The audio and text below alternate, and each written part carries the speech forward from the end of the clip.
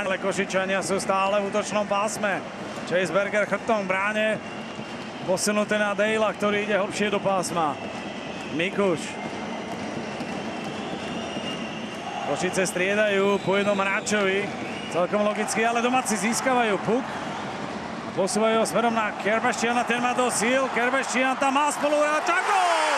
Juraj Majdan rozhoduje tento duel.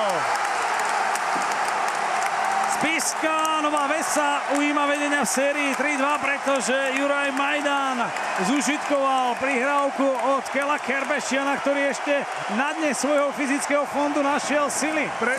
Presne to vybere z jazyka. Košice zavreli Spišiaka vo vlastnej zóne, prestredali hráča po hráčovi, nie všetkých síce 5, ale prestredali. Spišiaci boli zavretí a čo predvedol Kerbešian pri tom úniku, potom znovretí vo vlastnej zóne, kde už vlastne nemal mať síl, vyťahol to zo seba. Krásny únik po ľavej strane a nádherná prihrávka na Majdana, ktorý zakončil do polovky, kde bráňa, ale krásny prienik Kerbešiana. Samozrejme, perfektná strela Majdana. Predĺžený ako remeň, rovnako samotný duel, ktorý nadchol nielen divákov z Spišarene, ale dúfame, že aj vás pri televíznych obrazovkách. Je to tá najlepšia pozvánka na nedeľnejší duel, ktorý sa bude hrať v Košickej Steel Aréne. Ešte predtým, samozrejme na obrazovkách Jošport, sledujte zajtra sériu medzi Nitrou a Michalovcami. My s Tomášom teraz čakáme na vyjadrenia trénerov. Asi aj ten Seaman, ktorý možno nebude spokojný s výsledkom, ale tá hra dnes splňala prísnejšie kritéria. No určite áno, ale zase na druhej strane nemôže byť spokojný s tým, že Košice v play-off zápas pustili s 3-1. Podľa mňa prvú polovicu nie proti dobre hrajúcim Spišiakom, takže s tým nebude určite spokojný. Tak poďme na Dena Seamana. Pri mikrofóne máme hlavného trénera Košic Dena Seamana. So, Mr. Seaman, please describe this game. They came out really hard, and we weren't very good the first 5 or 10 minutes. We built ourselves into the game, got a good lead.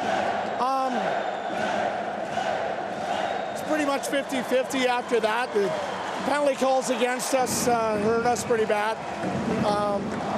They found a way to keep us off the score sheet on the power play. They didn't call any penalties on them, so that's. It's unfortunate. They're excellent at home. They had a lot of energy, great crowd. We just got to regroup and win our home game. What can you say about Jaroslav Janus' performance? What? What can you say about Jaroslav Janus' performance?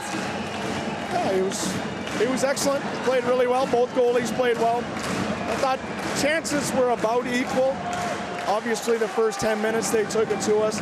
After that, it was pretty equal. So JJ played well. Thank you. Prvá otázka bola, aby pán tréner ten Seaman opísal dnešný zápas, tak tých prvých 10 minút ho nadchlo. Samozrejme, to, že sa dostali do vedenia, že oni udržali, ho veľmi mrzí. Samozrejme mrzí aj tie presilovkové góly, keďže tam boli ponuky zahrať si pre domácich početných výhodách. Pochválil aj skvelú atmosféru, pochválil oboch brankárov a Jara Janusa. A samozrejme, čo je dôležité, chcú doma vyhrať. Tam si myslím, že je challenge na offside, tam sa niečo deje. Vidíme to a tam asi budú Košičania volať challenge na offside. Tak zápas ukončený, rozhovor spravený, ale Košičania sa vrácajú na ľad.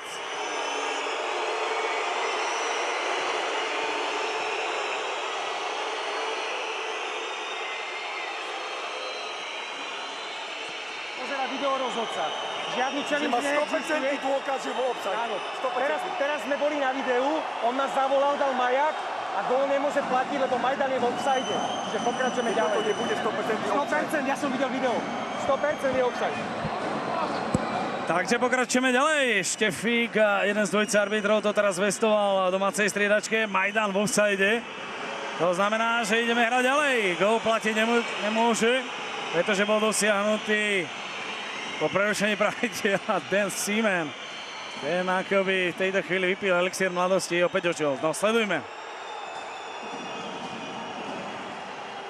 Hlavne teda pohyb Juraja Majdana, ten sa nám skryl. No toto pohľad nebol ideálny, z ktorého by sme to rozluštili. Ale rozhodca Štefík presviedčal domácu striedačku, že si bol 100% s tým potom, čo videl na videu. Že to offside bol.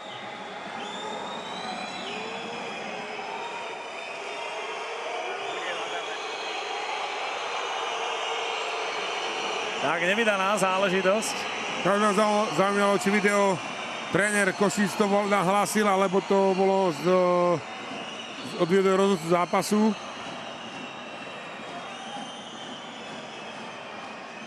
Tak Košičania sa vracajú späť a budeme hrať ďalej predĺženie. Tak v tejto chvíli pohľad, ktorý prezradí viac. Sledujeme Juraja Majdana, ktorý bol v offside a veru, že bol. Zodvihol tú ľavú nohu skore, ako Kerbešian prešiel do útočného pásma. Ty si volal? Ty si volal? Ty si volal?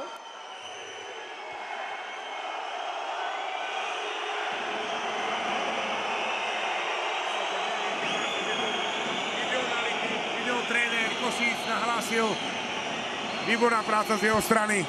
Coach challenge následne vzatý, respektíve trénerská výzva, aby sme boli v terminológii.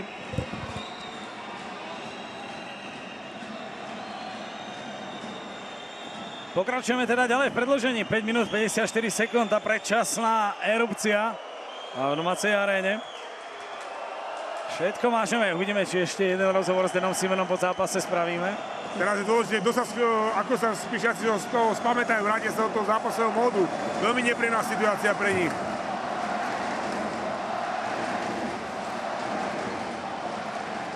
Pokračujeme teda ďalej a Michal Kova na puku. A Olson. Ališovská z Mube.